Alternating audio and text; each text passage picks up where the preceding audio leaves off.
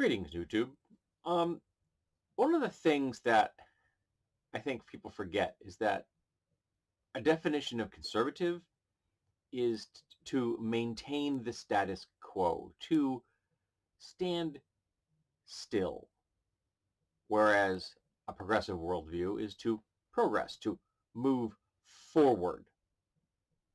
And that's very important. I think that distinction is paramount to the discussion of politics in America. Progressive people want to move forward, while conservatives, at best, want to stand still. They normally want to regress to some mythical golden age that never actually existed except inside their bigoted skulls. And one of the reasons they are so upset is because they're standing still, the, the world is passing them by. They're, they're just leaving them back there. And they don't like that. They don't like the idea that they're being left behind because they have always seen themselves as the bastion of, American values that need to lead from the front, except they don't. And they never have.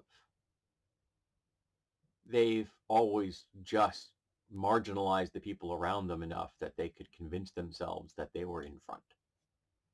If you limit the people around you enough with laws and social morals and just cultural habits, you can convince yourself that you're in front because you've been restricting those behind you. But as those restrictions fall by the wayside and you suddenly discover that, hey, I'm actually a member of a group and have always been, I've just restricted other people from being next to me and near me, and suddenly they are. And then they start moving past you, leaving you behind, seeing you as irrelevant, archaic, unneeded. That can be quite a shock to the system because you just were so used to being out in front, even though the only reason you were is because everyone else had been restrained behind you. Remove those restraints, and suddenly people are going to progress their lives. They're just going to keep going. And they're going to be doing things that you don't understand because you created a system where you didn't have to. You were never required to understand the worldview of a black person in America or what it must be like to be an indigenous person who is standing on land that was stolen from them by white people from Europe. That land belonged to your people at one time. Now it doesn't, and you have no legal claim to it. And your ancestors are regularly robbed of their belongings as they get dug up from the ground. Your gravesite's desecrated by buildings and oil rigs and pipelines and whatever else white folks want to do while they build monuments to glorify the people that tried to wipe your people out.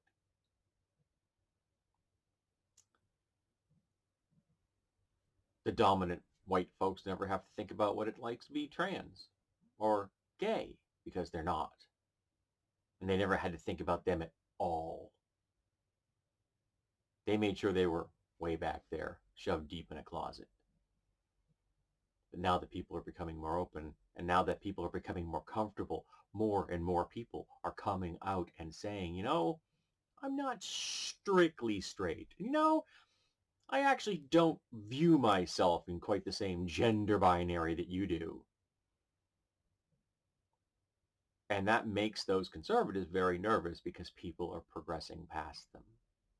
And more people are coming forward because now they can see themselves in the media and in the news and in society at large doing and acting and saying things and living their lives out and proud in ways they can never do it in the past because the conservatives held everyone else back.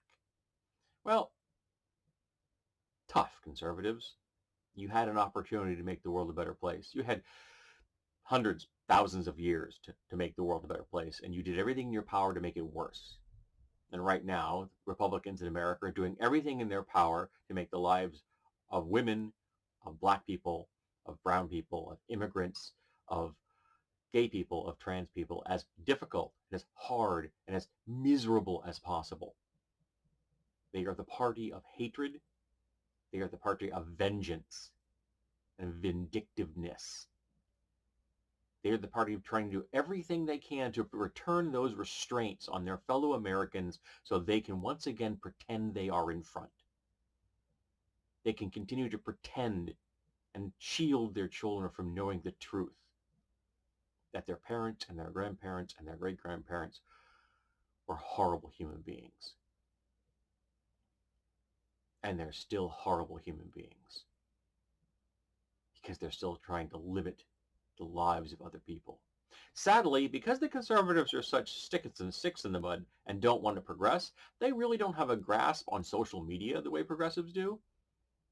And kids are still learning. Kids are still connecting. They're still discovering that, I have more in common with my friend who lives in Sri Lanka, who I've never met, than I do with my parents. My best friend is a woman I've never met. I've never seen a picture of her. I've never heard her voice. We communicate through words, texts. That's it.